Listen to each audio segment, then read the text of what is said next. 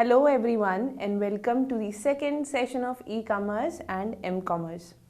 इस सेशन में हम ई-कॉमर्स की वेब डेवलपमेंट की डिस्कशन करेंगे। ई-कॉमर्स बिजनेस वेबसाइट के थ्रू परफॉर्म किया जाता है। अच्छे ई बिजनेस के लिए ये ज़रूरी है कि बिजनेस वेबसाइट को मेंटेन किया जाए। वेबसाइट ई बिजनेस के लिए एक सपोर्टिव फीचर है। कुछ बातें हैं जो ई कॉमर्स में काम करते समय और सक्सेसफुल ई कॉमर्स वेबसाइट बनाते वक्त ध्यान में रखनी चाहिए। आइए अब हम उसी की बात करते हैं।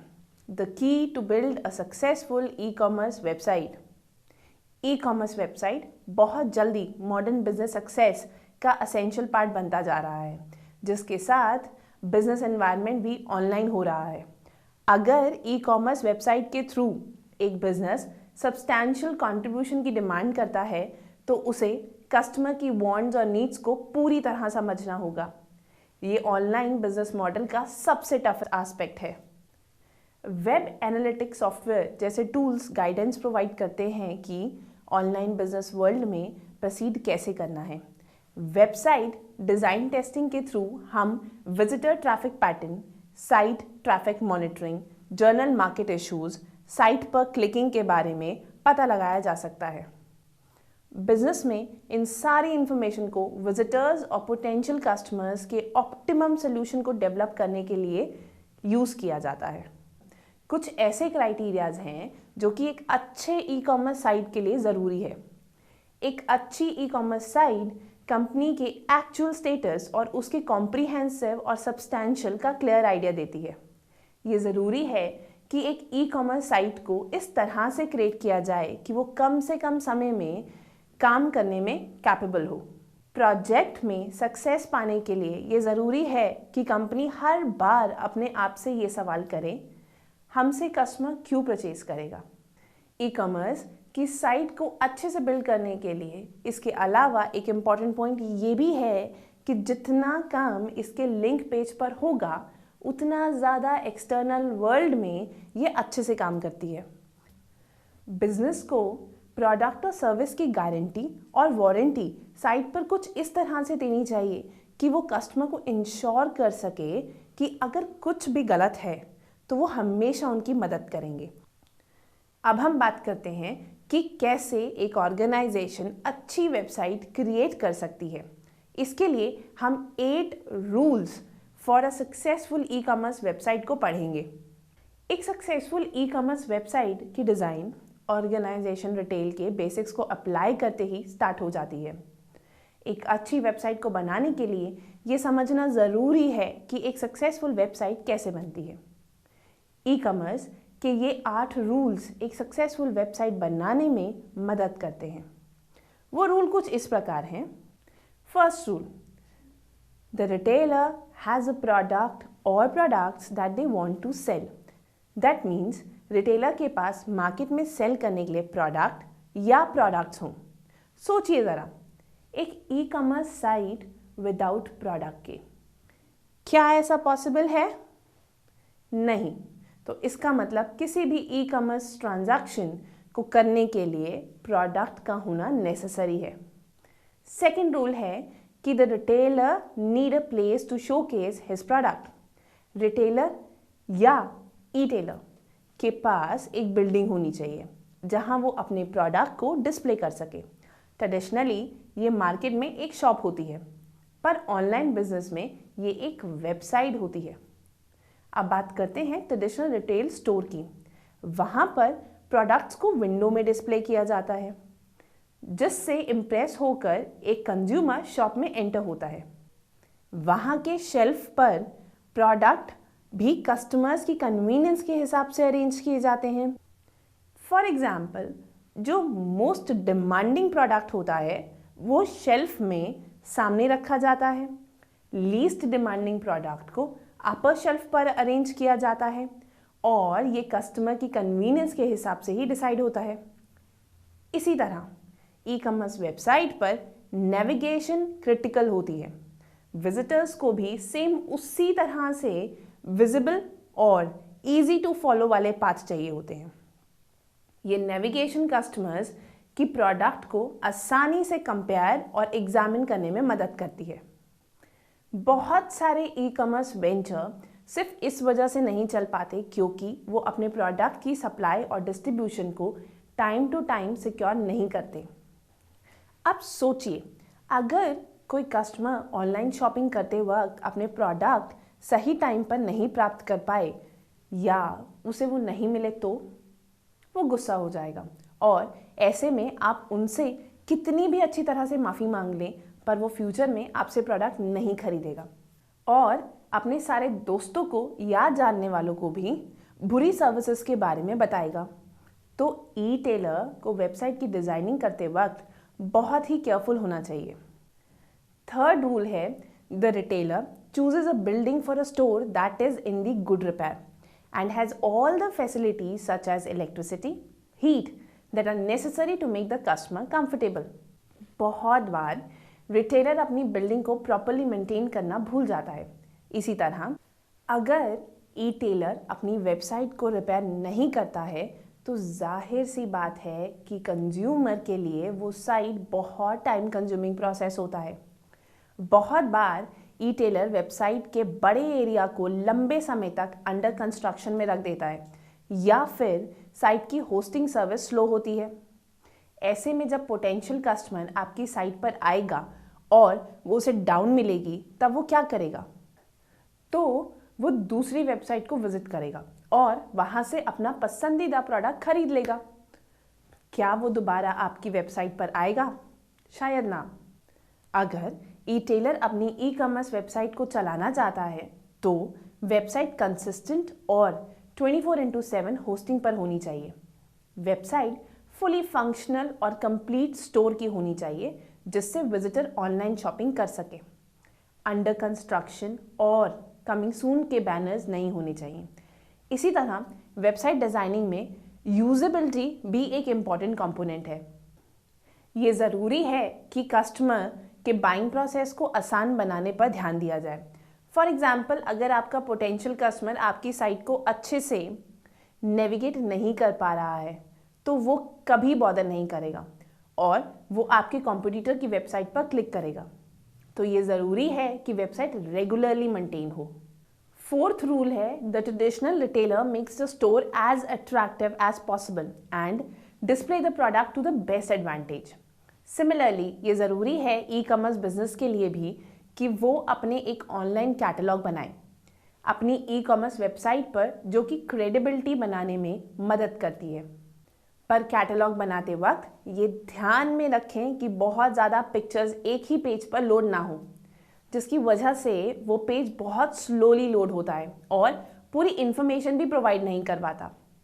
एक अच्छी ऑनलाइन कैटलॉग बहुत सारे वेब पेजेस का यूज़ करती है, कैटेगरी बनती है, उसे ऑर्गेनाइज करती है। थंबनेल का यूज़ कैटलॉग को फास्ट बनाने के लिए और डिटेल इन्फॉर्मेशन प्रोवाइड करने के लिए होता है। एक अच्छे कैटलॉग स्टॉक इन्फॉर्मेशन को भी प्रोवाइड करवाता है और ये ध्यान में रखता है कि ऑनलाइन शॉपर के लिए परचेजिंग में आसानी हो। फिफ्थ रूल है, द रिटेलर और the member of the staff should be physically present in the store to welcome, communicate with and serve the customer that comes into the store. इसी तरह बहुत सारी ई कॉमर्स वेबसाइट गुमनाम हो जाती हैं और ऑनलाइन कॉमर्स की सारी अपॉर्चुनिटीज़ भी कम हो जाती हैं। किसी भी ऑनलाइन शॉपिंग को करते हुए कस्टमर्स को ये फील होना चाहिए कि वो आपको और आपकी वेबसाइट को जानता है। Successful e commerce website customer services और कॉन्टैक्ट इन्फॉर्मेशन प्रोवाइड करवाता है जो कि पोटेंशियल कस्टमर्स के साथ क्रेडिबिलिटी को बिल्ड करने के लिए क्लियर और असेसिबल होना चाहिए। कस्टमर सर्विस जैसी इन्फॉर्मेशंस को भी एक प्रोमिनेंट फीचर मानना चाहिए। फॉर एग्जाम्पल, अबाउट अस या कॉन्टैक्ट अस और कस्टमर सर्विस जैसे लिंक्स को वेबसाइट नेविगेशन मेन्यू में या फिर हर पेज पर रिफ्लेक्ट करना चाहिए। FAQ भी एक सोर्स है जिसके थ्रू कस्टमर्स को कॉमन क्वेश्चंस के आंसर प्रोवाइड किए जा सकते हैं। ये फीचर्स भी कस्टमर्स में सेंस ऑफ फेमिलियरिटी को बढ़ाते हैं। आखिरी में, जब कस्टमर पेमेंट करता है तो वेबसाइट का ऑनलाइन पेमेंट सिस्टम सिक्योर होना चाहिए और ये भी ध्यान में रखिए कि कस्टमर सेटिस्फाइड हो। सिक्स्थ रूल है, traditional retailer ensures that customer feel secure in the store. Online shopping में भी हमें सिक्योरिटी का ध्यान रखना होता है। साइट सिक्योरिटी ऑनलाइन शॉपर्स के लिए एक बड़ा कंसर्न है। ई कॉमर्स का ये एक डिफ़िकल्ट काम है क्योंकि ऑनलाइन क्रेडिट कार्ड प्रोसेसिंग में कस्टमर को रियलिटी और परसेप्शन बेसिस पर सिक्योर फील कराना ज़रूरी है।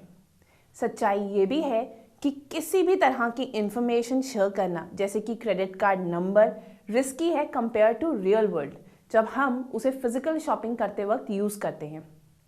वेबसाइट में SSL यानी कि secure socket layering online page पर होनी चाहिए, तभी वेबसाइट काबिल होगी एनक्रिप्टेड ट्रांजैक्शंस के लिए। ये पोटेंशियल ऑनलाइन शॉपर्स को ये भी शो करता है कि साइट सिक्योर है और ऑनलाइन पेमेंट सिस्टम भी सेफ है जैसे कि credit card processing. 7th rule है the traditional retailer makes it easy for the customer to purchase the product. Similarly online shopping भी कंज्यूमर्स के लिए इजी है। बहुत सारे e commerce website online shopping को डिफ़िकल्ट बना देते हैं। फॉर एग्जाम्पल, आपकी वेबसाइट पर कंज्यूमर आता है और आप पेमेंट के लिए उसे एक लंबी नेविगेशन प्रोवाइड करवाते हो, तो वो आपसे परचेज क्यों करेगा जबकि उसके पास और भी इजी ट्रांजैक्शंस वाले ऑप्शंस हैं। ऑनलाइन पेमेंट को एक्सेप्ट करने के लिए ऑनलाइन पेमेंट सिस्टम यूज़ होना चाहिए जैसे कि पेपाल या क्रेडिट कार्ड प्रोसेसिंग के लिए मर्चेंट अकाउंट को सेट करना होता है।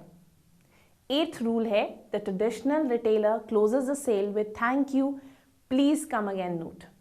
यही सेम ऑनलाइन ई कॉमर्स में भी होना चाहिए, चाहे एक सिंपल स्क्रीन ही ट्रांजैक्शन के बाद रिफ्लेक्ट हो, पर कस्टमर को थैंक्स करना या थैंक यू मेल भेजना या थैंक यू कार्ड ऑर्डर के साथ भेजना ज़रूरी है।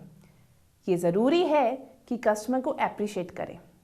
ब्लैंक स्क्रीन या वो स्क्रीन जो ऑटोमेटिकली होम पेज पर वापस आती हो या वो स्क्रीन जो ऑर्डर रिपीट करने का मैसेज देती हो, वो कोई इम्पैक्ट नहीं देती, बल्कि एप्रिशिएट करने का प्रोसेस कस्टमर को वार्म फीलिंग देता है।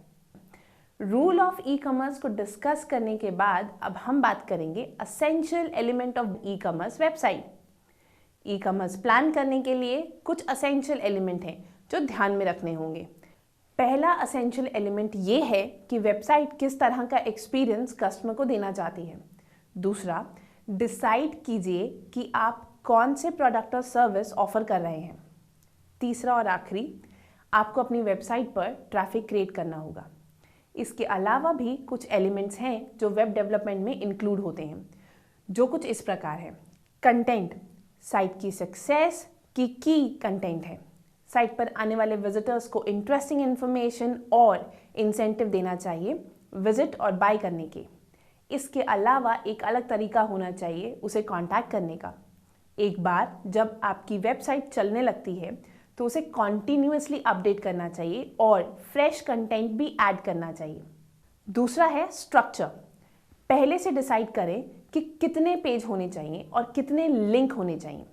ग्राफिक और आइकन ऐसे होने चाहिए जो कंटेंट को एनहांस करें। तीसरा एलिमेंट है डिज़ाइन। कंटेंट और स्ट्रक्चर को प्लेस करने के बाद नेक्स्ट फैक्टर होता है साइट डिज़ाइन। साइट को सिंप्लिसिटी, रीडेबिलिटी और कंसिस्टेंसी पर कंसंट्रेट करना चाहिए। नेविगेशन, कस्टमर के लिए साइट को इजी और एंजॉयबल बनाओ कि वो साइट पर ज़्यादा से ज़्यादा ब्राउज करें। फॉर एग्जाम्पल, 2 या 3 लिंक से ज़्यादा ऐड ना करें और विजिटर्स को कभी डेड एंड पर ना छोड़ें। Last, credibility. साइट हर विजिटर तक पहुंचनी चाहिए और साइट ये भी बताए कि यूज़र आपके प्रोडक्ट क्यों खरीदे। साइट बहुत प्रोफेशनल लगनी चाहिए और पोटेंशियल कस्टमर भी साइट के लिए कॉन्फिडेंट होना चाहिए। अब हम ऑनलाइन शॉपिंग कार्ट के बारे में बात करते हैं।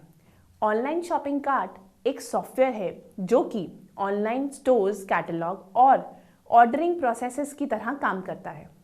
आमतौर पर शॉपिंग कार्ट एक इंटरफेस है। कंपनी वेबसाइट और इंफ्रास्ट्रक्चर को अलाउ करता है कस्टमर को मर्केंडाइजी सिलेक्ट करने में, सिलेक्ट की हुई मर्केंडाइजी को रिव्यू करने में, नेसेसरी मॉडिफिकेशंस या एडिशंस करने में और मर्केंडाइजीज परचेज करने में। एक सक्सेसफुल ऑनलाइन रिटेल स्टोर को रन करने के लिए ये ज़रूरी है कि शॉपर को प्रोडक्ट खरीदते हुए कोई डिफ़िकल्टी ना हो। ये वो मोमेंट है जहां अच्छे ऑनलाइन शॉपिंग कार्ट की ज़रूरत होती है।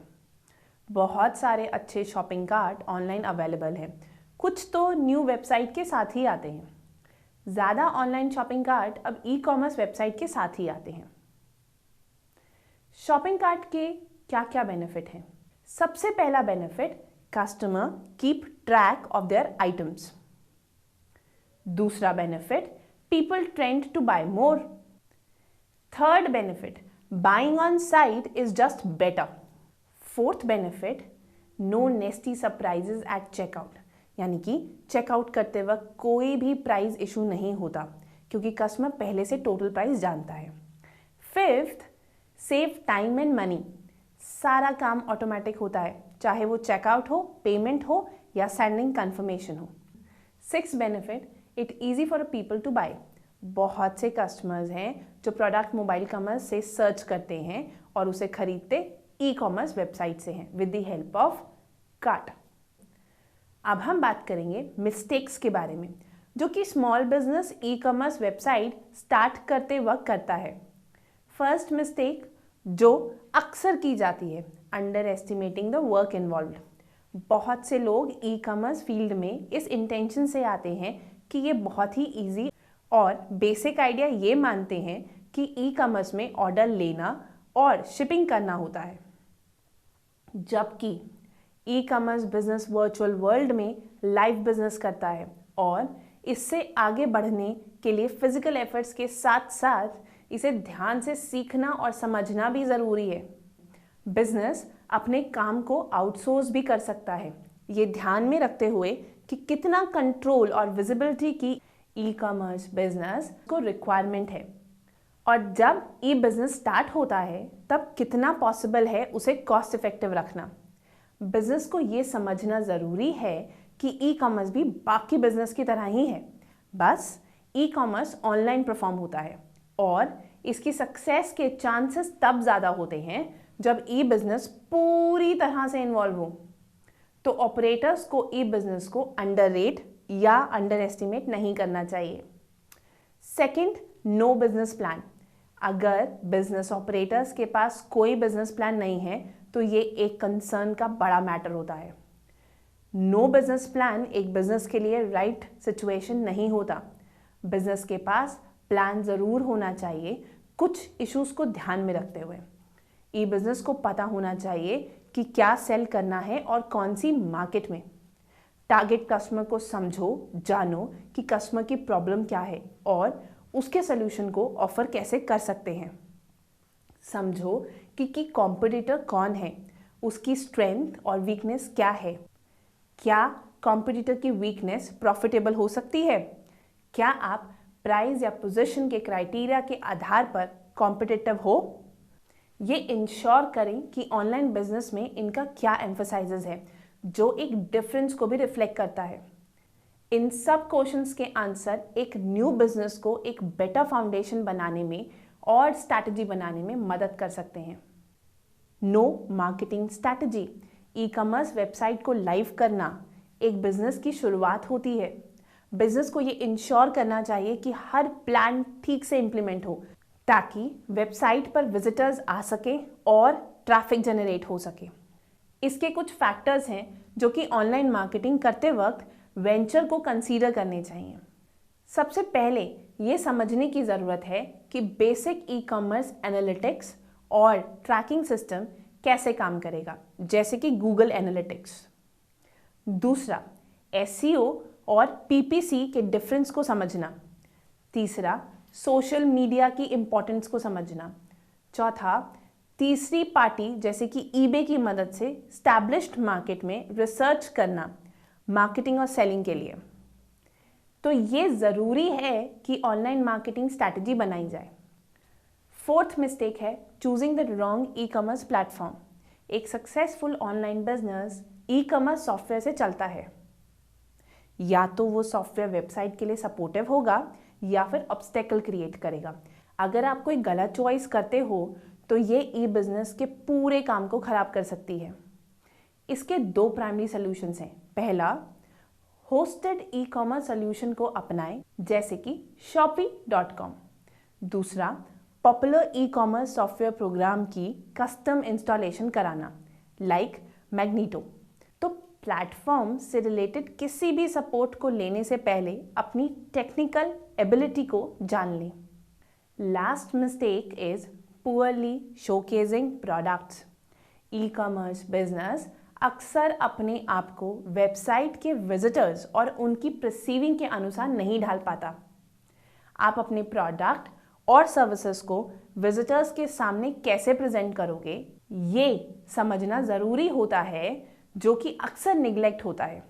बिजनेस को ये समझना चाहिए कि वेबसाइट एक स्टोर फ्रंट और सेल पर्सन है, तो ये ध्यान रखना होगा वेबसाइट पर प्रोडक्ट स्टॉक की high quality, good size photos और डिस्क्रिप्शन अवेलेबल हो, जैसे कि मेजरमेंट, साइज, कलर और पोटेंशियल कस्टमर को परचेज रिलेटेड हर इंफॉर्मेशन देना।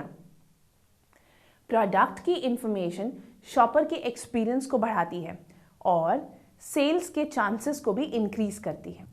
तो इस सेशन में हमने ये जाना कि एक अच्छी वेबसाइट को डेवलप करने के लिए एक ई टेलर को क्या क्या चीज़ें ध्यान में रखनी होंगी और शॉपिंग कार्ट्स के क्या क्या बेनिफिट्स हैं। तो इस सेशन में इतना ही। Thank you.